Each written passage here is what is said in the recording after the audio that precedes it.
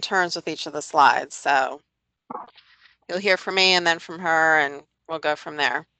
So the Unit 3 objectives, if you could go to the next slide. Explain process of alert and notification, demonstrate how to use the FAST assignment form, discuss personal go kits, discuss FAST go kits. And Sherry, maybe you can talk a little bit more about the alert and notification, because I know that it can be done in a few different ways: email, text, or voice, if I'm not mistaken. And so that's how you'll know to be that we're getting ready to activate to deploy. So now I'll turn it over to Debbie to talk about how FAST is requested.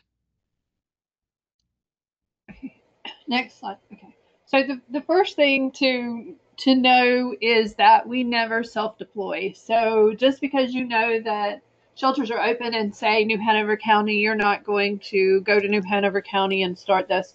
We have to be requested by the emergency manager of that county. So using New Hanover County as the example, the emergency manager would have to determine that there is the need for the FAST team, and so they will request the FAST team, if I'm not mistaken, through WebEOC. So at that point, it'll come to the state or local or the state level, and to the human services coordinator receives that request, and then they will communicate with the FAST coordinator about what they need, and the FAST coordinator will contact FAST members to see if they can go out and deploy. And ahead of time, the FAST coordinator and the and the human services person are already going to have a list of people that have the ability to deploy. So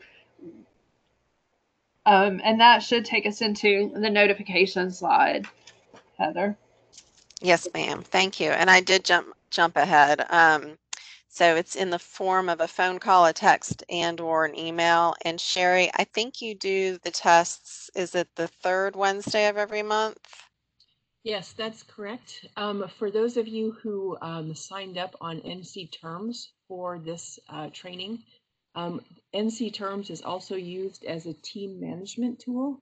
So you will, if you're interested in being a fast responder and meet the requirements, then you will sign up on the NC Terms fast team management tool. You will put in your information on how you want to be notified, including your email, preferred phone number, and preferred text message. And we do test on the third Wednesdays of the month, so people are familiar with how those notifications come across. And that's how we initially notify the full team that you're on standby, and then we will ask for people's availability. But it's through that notification service. Right. So the first notification may just put you in on-call status, especially, if we know a hurricane is coming and we've got,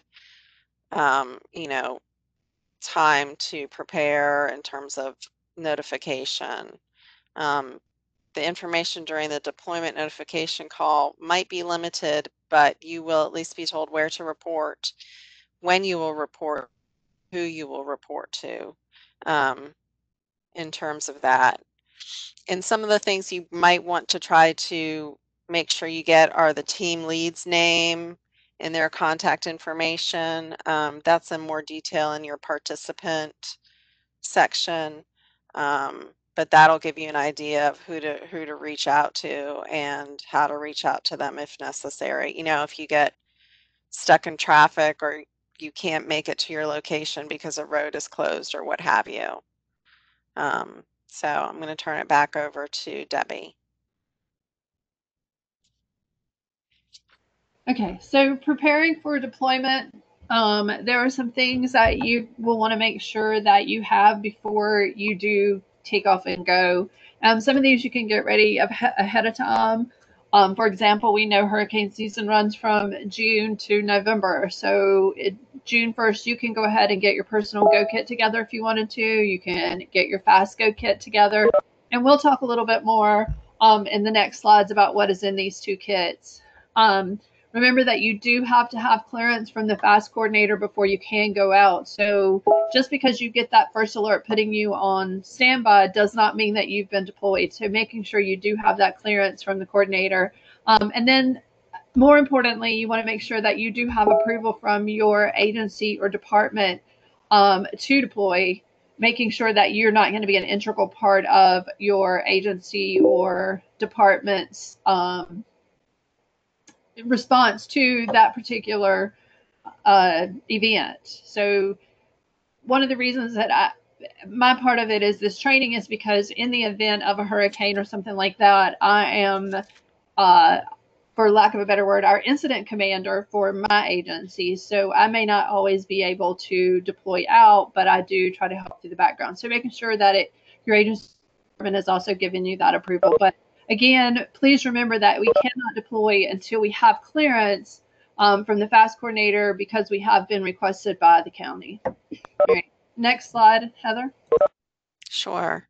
So your personal go kit, basically you want it to be your quote unquote home away from home, because you're going to potentially be sent to places that have austere working conditions and you may not have access to, let's say, an ATM or to a charger or to a Walmart or something to buy a charger because you forgot your charger. So some of the recommended items to go in the personal go kit are snacks and water, cash and credit cards, your cell phone and charger, contact phone numbers. I know I don't know anybody's phone number anymore because I just hit a button on my phone and it calls. So I have to be aware of that myself. Clothing, seasonal gear, your personal hygiene items. You know, this isn't the Ritz or the four-star hotel that you might think it will be. There won't be the amenities necessarily there for you. Shampoo, conditioner, soap, toothbrush, toothpaste, that kind of thing. And you may want to have earplugs depending upon the shift that you're working. If you happen to work the night shift and you're supposed to sleep during the day, the shelters can sometimes get noisy just because there's a lot of people. So having those can be helpful, so that you can try to get rest so that when it's time for you to go back on, you're ready to go. And also medication, because again, just like you may not have access to Walmart or to an ATM, you may not have access to a pharmacy to get medication that you may need. And also additional things might be your own personal hotspot or that kind of thing, but that's, totally up to you. I'm going to turn it back over to Debbie. Suggested FASCO kit items. Okay, so y'all are actually missing, if we were doing this class live, Sherry would be Vanna and trying on all the things that we're going to talk about and showing you. But yes. So looking at things that you need in the FASCO kit. So some of these things are items that you required, and some of these are going to be items that are just kind of going to help you out, good things to have. So some of the required items are, you want to make sure you do have hard copies of all of the forms. In case you do lose power, you can't get to a computer, you will have those. And then recommended with that, if you can get hold of some carbon to make copies for yourself and to turn in to the coordinator at the end, which we talk about more in deployment. That's always a good thing to have. An ID badge. So either the FAST ID badge. We also have a vest, and the vest has, Sherry, if I'm not mistaken, it has FAST on the back of it, right? I know it has the little logo patch. Yes, that's true. Yep. Okay, so that wearing that around helps people know who they can go to ask for if they know FAST, and if they're not familiar with FAST, more than likely somebody's going to ask you what FAST means, and that helps people in the shelter know that we're there. Some other things that you definitely want to make sure you have is pins, the phone number list that the FAST coordinator gives you, your cell phone, and a charger. And then if you are the team lead, we want to make sure you have a lockable file box. And you see the picture. Having a little file box like that makes it really easy to make your kit. But if you're a team lead, making sure that's lockable so that you can lock up these documents.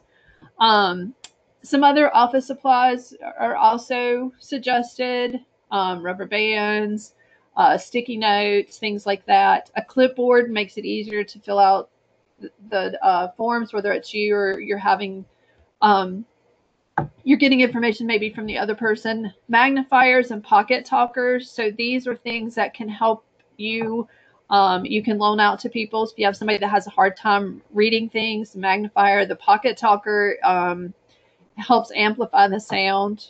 A flash drive or a laptop, you can, if you have a flash drive, you can put the documents, the copies of the documents on that too. But again, you want to make sure you have those paper. Chargers, spare batteries. There is a app and a little book that we also recommend to help with. It's like a picture book that can help with disasters and stuff like that.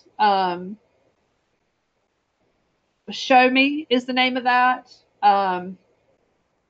It's Show Me for Emergencies if you want to get it from the App Store. It's a very good communication tool for during disasters.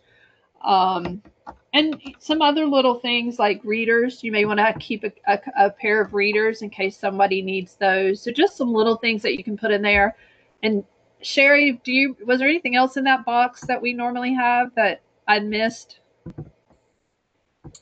I think you covered it all. Okay. All right. So Heather, I'll push it back to you. Okay, well, great. So we'll talk about media and social media use. I know lots of people are on Facebook, Twitter, although my daughter tells me Facebook is for old people and Instagram is the hot ticket. So anyway, which of course I don't have an Instagram account. But basically what this is saying is don't post anything on social media when you're deployed. There's a variety of different reasons, but privacy, of course, of the individuals is high priority.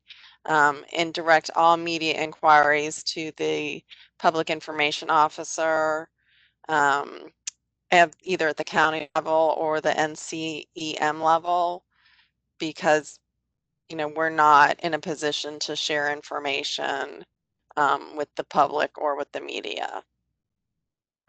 So those are just some things to keep in mind. So this is Sherry, and I just want to jump in quickly. One thing we do, however, encourage is please feel free to take pictures that you can share with other, that we can use for further training and presentations, because that was very helpful Okay. for FAST coordinators and other folks to really understand what we're seeing, what people are seeing in the shelters. So Okay. making sure you ask permission of the people you take pictures of, or other FAST members and how the setups are. So that's very helpful. But just don't post them on media sites. Right. I think that's all for this section. Did anybody have any questions?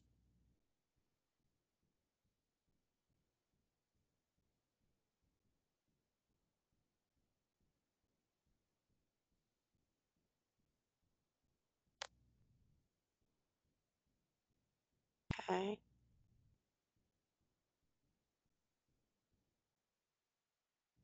Well, it looks like there's no questions. If there are questions that come up, of course, always feel free to reach out to Sherry. She's great about getting back in touch.